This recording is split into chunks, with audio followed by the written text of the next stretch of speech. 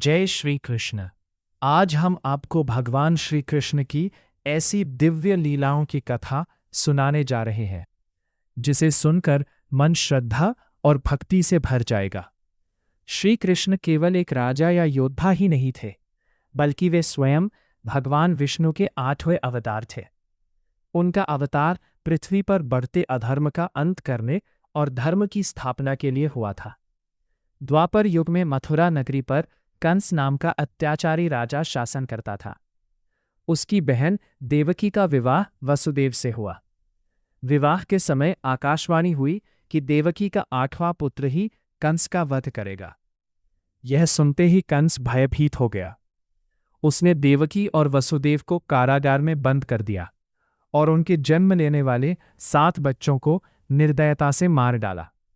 समय बीतता गया। भाद्रपद मास की कृष्ण पक्ष की अष्टमी की आधी रात को भगवान श्री कृष्ण का दिव्य जन्म हुआ। जैसे ही वे प्रकट हुए, कारागार के दरवाजे अपने आप खुल गए, बेड़ियां टूट गई और पहरेदार गहरी नींद में सो गए। भगवान की प्रेरणा से वसुदेव नवजात श्री कृष्ण को एक टोकरी में रखकर यमुना नदी पार करते हुए गोकुल पहुंचे।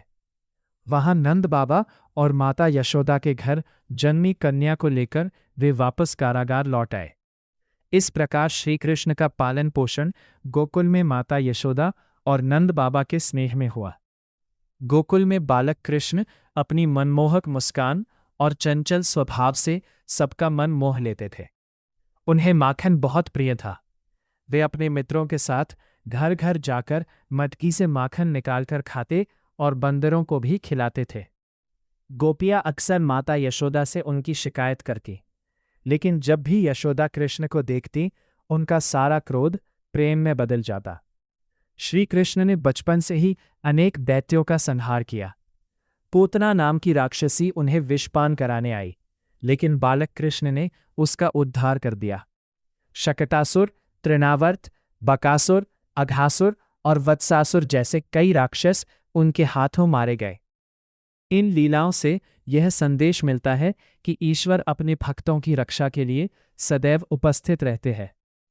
एक दिन माता यशोदा ने देखा कि कृष्ण ने मिट्टी खा ली है।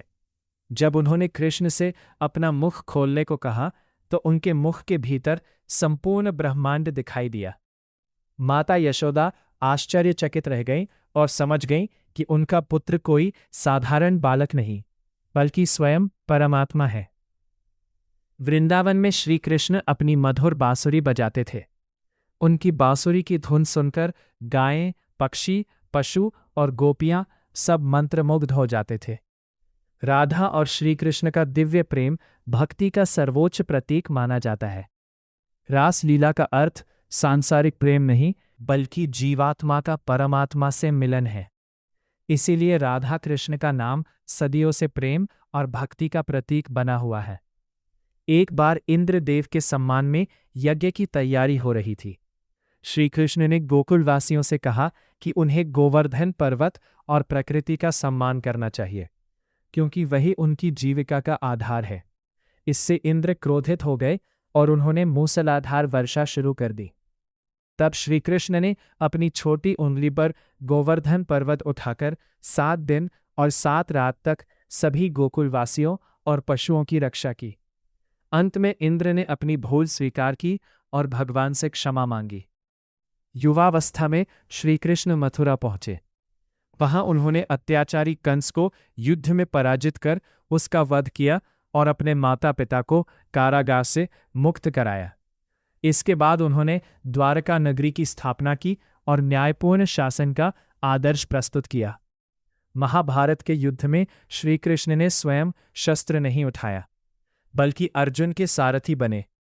जब अर्जुन अपने ही संबंधियों को देखकर मोह में पड़ गए, तब श्री कृष्ण ने उन्हें कर्म, धर्म, आत्मा और जीवन का महान ज्ञान दिया।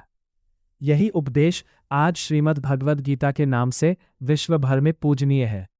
गीता हमें सिखाती है कि मनुष्य को फल की चिंता किए बिना अपने कर्तव्य का पालन करना चाहिए और सत्य तथा धर्म के मार्ग पर अडिग रहना चाहिए। श्री कृष्ण का जीवन हमें सिखाता है कि प्रेम में शक्ति है, भक्ति में मुक्ति है और धर्म की हमेशा विजय होती है।